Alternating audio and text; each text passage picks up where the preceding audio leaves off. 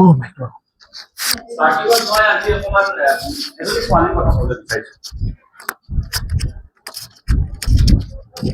ছোৱালী কথা ক'বলৈ বিচাৰিলো কাৰণে মাইক এটা আহি গ'ল নেকি চ' য়েছ ছোৱালীজনী উজান বজাৰত থাকিছিল তাই ৰাইট তাৰপিছত হেণ্ডিক কলেজত আহি পেলাই 11 আৰু 12 কৰিলে ইয়াতে BA কৰিলে তাৰপিছত পঢ়াব মন গ'ল ছোৱালীজনী যে মই পঢ়াম ষ্টুডেণ্টছক মই পঢ়াম এই TC স্কুল জানা গুৱাহাটী ক্লাবৰ ওচৰত আছে TC স্কুল তাৰিণী চৌধুৰী হাই স্কুল এখন আছে তাতে মানে এটা পোষ্ট ওলালে কন্ট্ৰেকচুৱেল বেচিছত তাতে ছোৱালীজনী সোমাই গ'ল তাতে চাকৰি কৰি কৰি লাষ্টৰ ফালে ইণ্টাৰভিউ দিলে চৰকাৰৰ যি ইণ্টাৰভিউ হৈছিল আৰু ফাইনেলি ইণ্টাৰভিউত দুটা প্ৰশ্ন সুধিছিল এটা যেটো মোৰ মনত আছে যে সমাবিকা ক্ৰিয়া আৰু অসমাবিকা ক্ৰিয়াৰ ডিফাৰেন্সটো কি তে ছোৱালীজনীয়ে যেহেতু পঢ়াব ভালকে জানে এনসাৰটো বহুত ভালকে দিলে কনফিডেন্সত দিলে নাই এই পঢ়াব পাৰিব তে চাকৰিটো পাৰ্মানেন্ট হৈ গ'ল আৰু ফাইনেলি সেই ছোৱালীজনী এতিয়া ৰিটায়াৰ হ'ল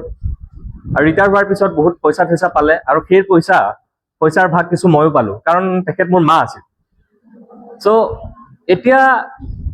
এতিয়া তেখেত এগৰাকী চৰকাৰী চাকৰিয়াল তে মই তেখেতৰ ল'ৰা তে মই মাক গৈ সুধিছিলো যে মা তোতকেতো মই ভালেখিনি বহুত পঢ়িছো মই APSC বা UPSC ষ্টুডেণ্টছক মই ৰেগুলাৰ বেচিছত পঢ়াই আছো তই খালি এটা প্ৰশ্নৰ উত্তৰ দি পেলাই তই ইমান টকা কেনেকে পালি জীৱন তেনেকুৱা কথা যেতিয়া ক'লো তেতিয়া মায়ে মোক হাঁহি কয় আৰু তোৰ কপালখন বেয়া ঠিক আছে তই কি কৰিবি জীৱনত তই উন্নতি কৰিবৰ কাৰণে তই সদায় কষ্টটো কৰি থাকিব লাগিব কেতিয়া লাখটো কেতিয়া তোৰ চাইডে আহে তই ধৰিব নোৱাৰিবি ৰাইট এইখিনি কথা ক'লে লগতে আৰু এটা কথা ক'লে যিটো মোৰ এতিয়া নিজেও ফিল কৰিছো তেতিয়া কম্পিটিশন বোলা বস্তুটো বহুত কম আছে ঠিক আছে ছোৱালী মানুহে তেতিয়া মানে পঢ়া শুনাতকৈ এই বিয়াখন পাতি লওঁ বঢ়িয়াকে পইচা আহিব ঘৰত ফাৰ্নিচাৰ আহিব কি লাগে ঠিক আছে মাছ মাংস বনাই খালে হ'ল তে সেইটো বস্তু এতিয়া চেঞ্জ হ'ল ঠিক আছে এতিয়া কম্পিটিশন বহুত বেছি ইভেন APSC টো ৰিজাৰ্ভেশন থাকে ঠিক আছে ছোৱালীৰ কাৰণে অকমান ফিলিংছত কাট অফটো কম হয় তে সেই কম্পিটিশনটো বাঢ়াৰ কাৰণে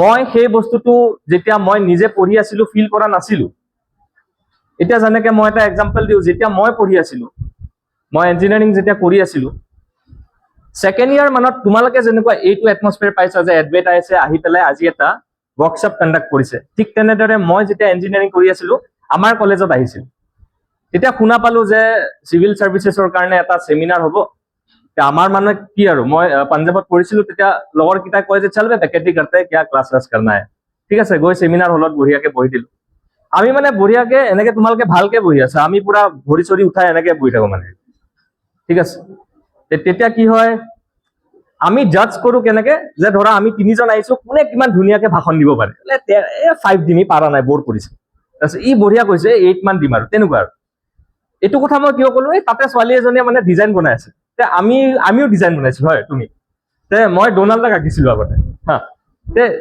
তে কি মানে মই এটা কথা প্ৰুফ কৰিব কি বিচাৰি আছো আজি মই ইয়াতে আহি সেই স্পিচখিনি মই দি আছো যোৱাকালি মই সেই জায়গাটোত বহি আছিলো তে লাইফ ৰিভলভছ এৰাউণ্ড বুজি পাইছা আজি তোমালোকে ইয়াতে বহি আছা কালি হয়তো তোমালোকে তাতে বহিবলগীয়া হ'ব পাৰে ঠিক আছে মই যি কৈছো যে সিভিল সাৰ্ভিসেছ বুলি মই কোৱা নাই যিয়ে লাইফত কৰা অলপ অবজাৰভেন্ট হবা ঠিক আছে যোৱা পৰহি মানে কি এক দুই মাহ আগত মোৰ APSC ইন্টাৰভিউ আছিল তাৰ একদিন আগত মই তোমাৰ ৰাজভৱনৰ ফালে বেলিভিউ ফুৰিব গৈছিলো তাতে লোক ভৱন বুলি লিখা আছে মানে ৰাজভৱনৰ নামটো লোক ভৱন বুলি চেঞ্জ কৰি দিলে ৰাইট APSC ইন্টাৰভিউ ডাইৰেক্টলি সুধিছে যে ৰাজভৱনৰ নামটো কি চেঞ্জ কৰিলে এটা কি হয় নামটো ৰাইট চ্যাট জিপিটি কৰি আছিলো এটা টাৰ্ম পালো মাইক্ৰো ৰেমেডিয়েশন বেসিক্যালি ফাংগিছ বুৰে আহি পেলাই এটা এৰিয়া সাফা কৰি দিয়ে APSC প্ৰিলিমছত আহা প্ৰশ্ন ঠিক আছে যেটো বস্তু মই চ্যাট জিপিটিত এনে চাই থাকোতে পাই গলো APSC প্ৰিলিমছত 2 মাৰ্কস এটা এক্সট্ৰা পাই গলো ৰাইট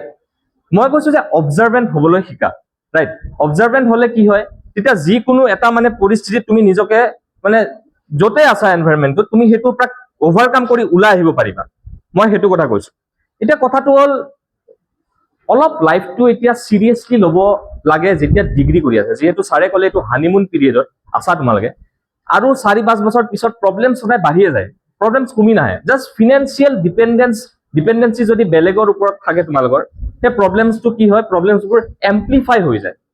হাতত পইচা লাগে, মেইন কথা পইচা লাগে, আৰু পইচা লাগে, তুমি পইচাৰ পিছফালে দৌৰিলে পইচা নাহে, নলেজৰ পিছফালে দৌৰিব লাগিব, ৰাইট? এতিয়া মই যে কৈছো এই খালি এপিএছচিৰ আণ্ডাৰতে কিমান কেইটা এক্সাম আছে জানানে? এপিএছচি চিভিল চাৰ্ভিচেছ বাৰু মানিলো, সেইটো CCE এভৰি ইয়াৰ হয়, ভগৱানৰ কৃপাত এভৰি ইয়াৰ হৈ আছে, কাৰণ হাইকোৰ্টৰ অৰ্ডাৰ আছে, সেইটো আমি কপালি বুলি ক'ব লাগিব। ছেকেণ্ড কথা, এপিএছচিৰ টুৰিজিম ডেভেলপমেণ্ট অফিচাৰ হয়, ৰাইট?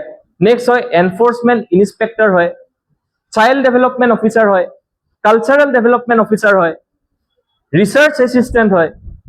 এটা এপিএছচি মানে চাৰ্ভিচৰ আগত তোমাৰ তলত কিমান কেইটা এক্সাম হয়, এতিয়া হয়তো তোমালোকে এই বহুত কেইটা এক্সামৰ কথা হয়তো তোমালোকে নাজানা, তো এই গোটেই এক্সামবোৰ, খালি মই ষ্টেটতে আছো, মই এতিয়ালৈকে UPSC বা ADRE লৈকে যোৱাই নাই, এই গোটেই এক্সামবোৰৰ এটা মূল মন্ত্ৰ হৈছে জেনেৰেল ষ্টাডিজ।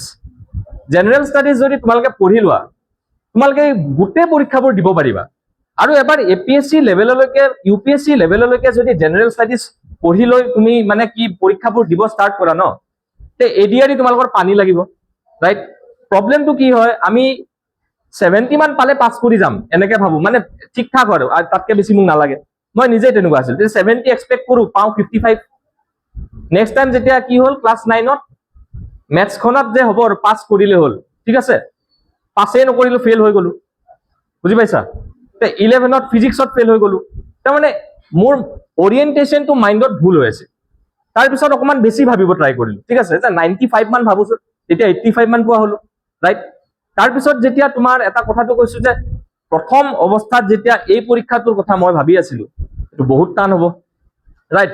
ছোৱালী এজনীয়ে সুধিছে যে দিল্লীত ইউনিভাৰ্চিটিত পঢ়া ছোৱালী এজনী, অফক'ৰ্চ তাইৰ কেলিবাৰ কিজানি বেছি থাকিব নেকি, মইতো হেনৰিক কলেজত পঢ়ো, এনেকুৱা ধৰণৰ কুৱেশ্যনছবোৰ আমাৰ মাইণ্ডতো তেতিয়া আহিছিল, ৰাইট? কিন্তু মোৰ মতেৰে নিজৰ ওপৰত যিটো সেলফ কনফিডেন্স লাগে ন, সেইটোৰ সমান কোনেও একো কৰিব নোৱাৰে। তাৰমানে তুমি যিয়ে মনত যিটো তুমি মানুহজন হয় বা মানুহজনী হয়, তাতকে বেছি কোনো নহয়। তোমাৰ মুখত আহি যদি কয় কোনোবাই তুমি নোৱাৰা, তোমাৰ মাইণ্ডত তাৰে অপজিট ভাৰ্চনটো ভাবিবা, মই পাৰো, ঠিক আছে? চেলেঞ্জ হিচাপে ল'বলৈ শিকা। মোক মানে কি, মই এটা ডাইৰেক্টলি এক্সাম্পল দিছো, এতিয়া মই তোমাৰ ধৰা পঢ়াই আছো, 5-6 মাহ আগতে এজন বিৰাট ফেমাছ এডুকেটাৰে মোক কৈছিল যে তই ইমান পঢ়াব নোৱাৰিবি, ঠিক আছে? পঢ়াব নোৱাৰিবি বুলি কোৱাৰ পিছত সেইটো মোৰ গাত লাগি গ'ল, তাৰপিছত মই সেইটোৰ ওপৰত ৱৰ্ক কৰিব ট্ৰাই কৰিলো। সোসাইটিত যেতিয়া তোমালোকে ডিগ্ৰী পাছ কৰি উঠিবা, হাতত যেতিয়া এটা চাকৰি নাথাকে ন, তেতিয়া মানুহবোৰে এনেকে এনেকে আহি পেলাই মানে তোমাক মানে এটেক কৰিবলৈ ট্ৰাই কৰিব। এতিয়া বাৰু হানিমুন পিৰিয়ডত আছা, যেতিয়া পাছ কৰি ওলাবা তাৰপিছত সেইটো ফিল কৰিবা তোমালোকে। সেইকাৰণে মই এইটো আগতেই কৈ দিছো তোমালোকক, ঠিক আছে? তেতিয়া তুমি ফিল কৰিবা যে ঠিকে কৈছিলে চাগে, ৰাইট? সেইকাৰণে মই কৈছো লাইফটো অকমান চিৰিয়াছলি লোৱা আৰু অকমান প্লেনিংবোৰ আগতীয়াকৈ কৰা, কাৰণ কম্পিটিশ্যনটো বহুত বেছি হাই হৈ গৈছে। APSC UPSCৰ কাৰণে মেইনছৰ যিখন পেপাৰ্ছ হয়, ছাবজেক্টিভ পেপাৰ যিবোৰ লিখিব লাগে, almost difficulty level same, right? আৰু এবাৰ যদি ভালকে প্ৰিপেয়াৰ কৰি লোৱা, এটলিষ্ট 4-5 বছৰ যদি পৰীক্ষা দিও থাকা আৰু কিবা বেলেগ কামো কৰি থাকা, ভয়ভীতটো নাথাকে যে কিবা এটাতো হৈয়ে যাব। ADRE কাৰণে ভাবি আছা, APSC নহব, কাৰণ ADRE লেভেলটো কম, কাৰণে অকমান ওপৰত ভাবা, মই ভাবো সেইটোৱে তোমালোকক সহায় কৰিব, ৰাইট? মোৰ আৰু বেলেগ ক'বলগীয়া নাই, মই লাষ্ট মানে গোটেইখিনি কথা তোমালোকক বহুত ভালকে বুজাই দিছে, মই লাষ্টত এইখিনিয়ে কথা তোমালোকক ক'বলৈ বিচাৰিলো। কাৰোবাৰ যদি কিবা প্ৰশ্ন আছে সুধিব পাৰা, কিন্তু লগতে এটা কথা মই কওঁ, গামছাৰে ছচিয়েল মিডিয়াটো কমাবলৈ দিছে, আৰু কিছুমান ছোৱালীয়ে ডাইৰেক্ট মোৰ ফালে চাই দিছে, ঠিক আছে? এতিয়া কথাটো হ'ল মানে অফক'ৰ্চ মই ৰিল বনাবৰ কাৰণে মোৰ ফালে চাই দিছে, কিন্তু এটা কথা, মই যেতিয়া প্ৰিপেয়াৰ কৰি আছিলো, মোৰ কিন্তু তেতিয়া খালি 800 ফলোৱাৰে আছিল ইনষ্টাগ্ৰামত, আৰু সেই 800 ফলোৱাৰ কিন্তু মই চাই থকা নাছিলো, মই ফোনটো তেতিয়া গডৰেজত থৈ দিওঁ, তাৰমানে সাংঘাতিক ফোন এডিকশ্যন, বুজি পাইছানে? 800 ফলোৱাৰ থকা মানুহ, তোৰ মানে ইমান এডিকশ্যন, মানে কি কৰিম জীৱনত, পপুলাৰ হ'ব লাগে মই, এইবিলাক কথা আহি থাকে। কিন্তু তাৰপিছত ভাবিলো যদি চিভিল চাৰ্ভিচেছৰ কাৰণে পঢ়িব লাগে, ফোন চলাই থাকিলে নহব, আৰু তেতিয়া বিৰাট দুখ লাগিছিল। লগৰ যিবোৰ আছে চবে কাম কৰি আছে, কৰ্পৰেটত 60-70 হাজাৰ তেতিয়া পাই আছে। I am talking about last মানে কি 3 বছৰ আগৰ কথা কৈ আছো। মই তেতিয়া ফোনটো গডৰেজত সোমাই থওঁ, কাৰণ ওলাই থলে আকৌ মন যায়, আকৌ আনি পেলাই চাওঁ, এটা প্ৰিলিমছৰ কুৱেশ্যন সলভ কৰো, মেছেজ আহিছে, ৰিপ্লাই দি দিওঁ, ৰাইট? এইটো বিৰাট কষ্ট হৈছিল। সেইটো টাইমত না মোৰ কোনোবা গাৰ্লফ্ৰেণ্ড আছিল, না মোৰ হাতত ফোনটো মই ৰাখিছিলো, আৰু গামছাৰে কোৱাৰ নিচিনা ছ'চিয়েল মিডিয়া কাট অফ নকৰিছিলোঁ, কাট অফ কৰিলে ডিপ্ৰেশ্যন, মেণ্টেল এংজাইটি এইবোৰ হয়, কিন্তু কমাই দিছিলোঁ ইউজ কৰা আৰু প্ৰিপেৰেশ্যনটো ভালকে এবাৰ কৰি লৈছিলোঁ। আৰু তাৰপিছত সেইটোৰ হয়তো আউটকাম এতিয়া ফিল কৰোঁ অকণমান, ঠিক আছে। এতিয়া মই সেইকাৰণে যিবোৰ কণ্টেণ্ট মই দিওঁ, লাহে লাহে মানে প্ৰডাক্টিভ কণ্টেণ্ট দিবলৈ ট্ৰাই কৰিছোঁ। কাৰণ ছ'চিয়েল মিডিয়াটো এতিয়া কাট কৰি পেলাই চলিব নোৱাৰা, কাৰণ মোবাইলত মানুহে লেকচাৰ চাই আকৌ মেছেজ পুতুককে হোৱাটছএপৰ লেকচাৰটো কি চাই থাকোঁতে মেছেজ এটা আহি যায়, ইনষ্টাগ্ৰামৰ কোনে লাইক কৰিছে আহি যায়, ৰাইট, কোনোবাই ষ্টৰি লাইক কৰিছে, ল'ৰাটোৱে লাইক কৰিছে, চাবতো লাগিব, কি হিষ্ট্ৰী পঢ়ি থাকিম, ৰাইট। এনেকুৱা টাইপৰ হৈ যাব পাৰে, ৰাইট। তোমালোকে কি কৰিবা, তোমালোকে তোমাৰ যেতিয়া পঢ়া, যিয়ে পঢ়ি আছা, not I am talking about কি এনি জেনেৰেল ষ্টাডিজ, আৰু যি পঢ়ি আছা, স্লটছ বনাবা, ৰাইট। যে 1.5 ঘণ্টা পঢ়িছো, ফোনটো কাষত আছে, ফোনটো নালাগে। তাৰপিছত তুমি আধা ঘণ্টা ব্ৰেক লোৱা, ফোন টিপা, আকৌ স্লট বনোৱা, তেনেকে পঢ়ি যোৱা, ৰাইট। কাট অফ হ'ব নালাগে। এনেকে পঢ়ি গ'লে মই ভাবো যিয়ে কৰা লাইফত এক্সেল কৰিব পাৰিবা। খালি পঢ়াটো অকমান চিৰিয়াছলি লোৱা, ঠিক আছে। মানে নপঢ়িলে লাষ্টত কিবা এটা থাকি যায়, নাই অলপ চাগে পঢ়িব পাৰিলো হয় নেকি, এনেকুৱা ধৰণৰ ফিল হৈ থাকে, ৰাইট। থেংক ইউ ছ' মাছ। কিবা যদি প্ৰশ্ন আছে সুধিব পাৰা। নাই, থেংক ইউ।